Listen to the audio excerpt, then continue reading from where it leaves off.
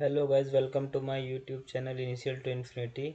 आज के इस वीडियो में हम डिस्कस करने वाले हैं कि सीएस पाइप को वेल्ड कैसे करते हैं, उसमें क्या क्या मेथड यूज़ करते हैं और क्या क्या प्रिपरेशन करनी होती है वेल्डिंग परफॉर्म करने से पहले। तो आज के इस वीडियो में हम डिस्कस करेंगे। तो चलिए वीडियो को शुरू करते हैं।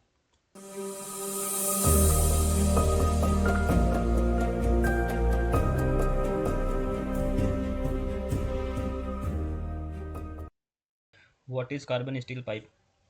CS pipe are widely used in industrial application due to their strength and availability, like oil and gas, power plant, pipeline, petrochemical. CS pipe हम मैक्सिमम आप कहीं भी देखेंगे तो ज़्यादातर हम CS पाइप ही यूज़ करते हैं, क्योंकि ये मजबूत होता है और इजीली अवेलेबल होता है, तभी आपको हर जगह ये दिखता है। तो इसके क्या क्या टाइप्स हैं वो हम डिस्कस करेंगे। तो CS pipe are categorize on the basis of their manufacturing process.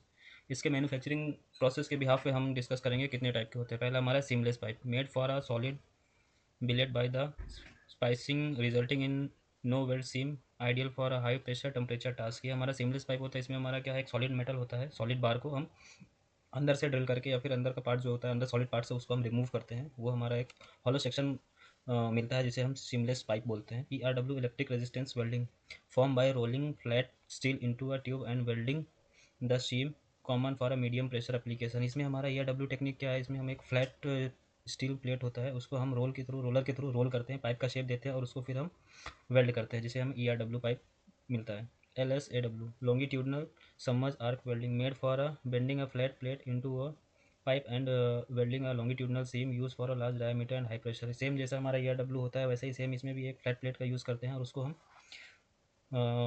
Weld या फिर मोड़ते हैं, पाइप का शेप देते हैं और उसको हम एक लॉन्गिट्यूडनल मतलब लीनियर वेल्डिंग, एक सीधी रेखा में एक वेल्डिंग होता है, जिसे हम लॉन्गिट्यूडनल सबमर्ज आर्क वेल्डिंग कहते हैं। SSAW spiral submerge arc welding, form bye spiral welding steel plate offering a flexible diameter. मतलब ये हमारा एक प्लेट होता है, इस पर स्टील प्लेट को हम स्पाइरल के थ्रू, जैसा कि आप सर्कुलर ही होता है बट स्पाइरल जैसा, हम उसको मोड़ते हैं और उसमें हम वेल्डिंग करते हुए जाते हैं। सो ये हमारा कुछ ये स्टैंडर्ड्स होते हैं जो कि CS पाइप का स्टैंडर्ड्स है और उसका ग्रेड है। तो पहला है ASTM A106 grade ABC for high temperature service, ASTM A53 grade AB for general use available in seamless ERW और galvanize, API 5L for oil and gas pipeline grade AB X42 X52 ETC, ASTM A333 for low temperature service. Low temperature service इसे हम LTCS pipe भी कहते हैं। यहाँ पर आप दो पिक्चर देख रहे हैं, ये हमारा सीम पाइप, जिसमें आप यहाँ पर देख सकते हैं ये वेल्डिंग दिख रहा है एक पाइप के अंदर, वो हमारा सीम पाइप है। और ये हमारा सीमलेस, इसमें आप कोई भी वेल्डिंग नहीं दिख रहा है, ये पूरा एक सॉलिड मेटल था, उसको हम अंदर से वो किया। फिर नेक्स्ट हमारा welding technique, common welding method क्या है। वेल्डिंग मेथड यहाँ पे दिए हुए हैं पाइप को हम वेल्ड करने का। Different welding process are use depends on job location, quality requirements and pipe thickness. ये जितने भी टेक्निक्स हैं हम डिफरेंट डिफरेंट कंडीशन में यूज़ करते हैं। SMA स्टिक वेल्डिंग, SMA हमारा क्या होता है, एक इलेक्ट्रोड होता है जिसे वेल्डिंग वेल्डिंग रॉड से कनेक्ट करके, आपने मैक्सिमम जगहों पे यही देखा होगा, SMA ये हम यूज़ करते हैं। ये हमारा बिग बोर के पाइप में स्टैकिंग या फिर फिटअप करने में ज़्यादातर यूज़ करते हैं। टिग वेल्डिंग, GTAW बोलते हैं। इसमें हमारा क्या होता है कि एक नोज़ल होता है, नोज़ल में ऑर्गन गैस और करंट रहता है, जिससे फिलर वायर हम बाहर से एक्स्ट्रा फीड करते हैं, वो फिलर होता है। इसमें आप ये इसका पिक्चर देख सकते हैं। नेक्स्ट है GMAW, मिग वेल्डिंग बोलते हैं इसको। मिग वेल्डिंग में क्या होता है, इसमें हम फिलर वायर ऑटो फीड होता है, इसमें एक रोलर पीछे मशीन में लगा देते हैं जो कि फिलर वायर को फीड करता रहता है और यहाँ से स्पार्क जनरेट होकर वेल्डिंग होता रहता है। FCAW ये भी सेम मिग वेल्डिंग जैसा ही है, बट ये स्ट्रक्चर में यूज़ करते हैं। तो ये है वेल्डिंग टेक्निक्स मेथड, जो आप पिक्चर में भी आप देख सकते हैं, सबका अलग अलग प्रोसेस है।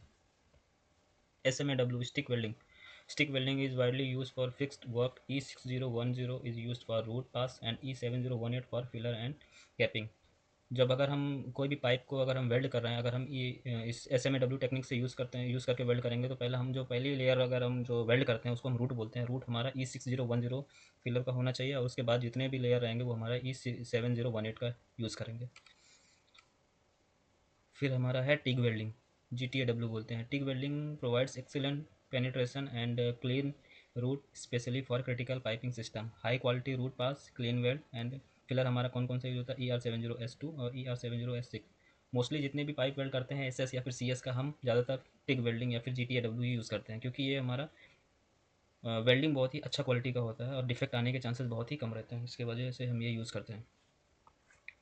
Pipe in preparation is very important for achieving a strong and defect free weld.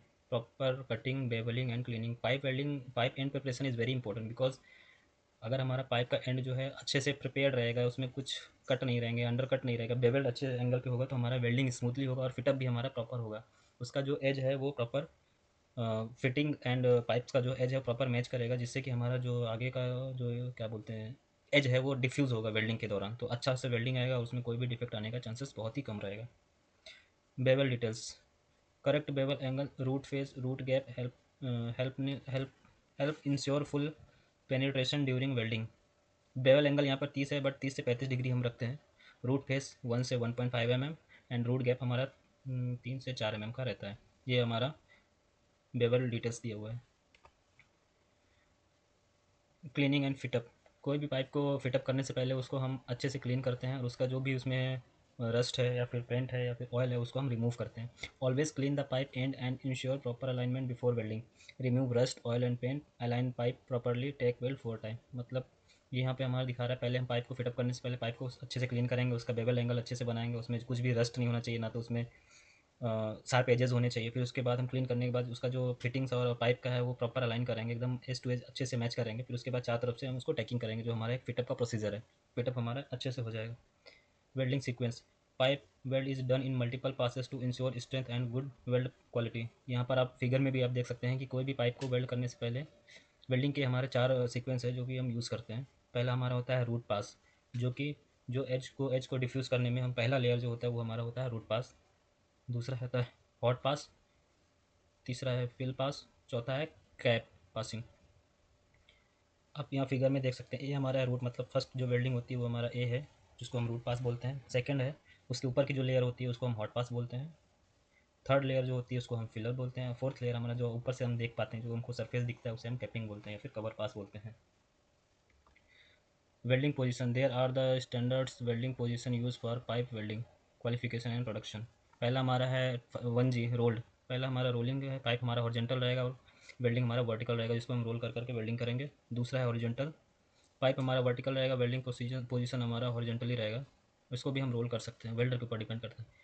Fifth है हमारा फिक्स्ड पोजीशन, मतलब हमारा पाइप जो है हॉरिजॉन्टली फिक्स्ड रहेगा और वेल्डिंग हमारा वर्टिकल रहेगा, बट वेल्डर जो है पूरा मूवमेंट करके वेल्डर वेल्डिंग करेगा। सिक्स्थ हमारा 6G पोजीशन है, इंक्लाइन पोजीशन, मतलब जो पाइप हमारा एक एंगल पर फिक्स रहेगा और वेल्डिंग जो है इंक्लाइन वेल्डिंग रहेगी, ये हमारा 6G पोजीशन कहलाता है। Inspection, after welding inspection is perform to ensure weld quality and safety. Welding होने के बाद जो भी हम प्रोसेस करते हैं उसे इंस्पेक्शन बोलते हैं। ये कि एक पहला स्टेप होता है विजुअल इंस्पेक्शन, मतलब हम वेल्डिंग को देखकर जो भी उसमें डिफेक्ट्स है उसको हम रिमूव करते हैं, जैसे कि पिन होल हो गया या फिर अंडर कट हो गया, इसे हम रिमूव करते हैं। दूसरा है RT UT टेक्निक्स, जो कि आपको पिक्चर में दिख रहा है, एक तरफ यूटी है दूसरी तरफ RT हो रहा है।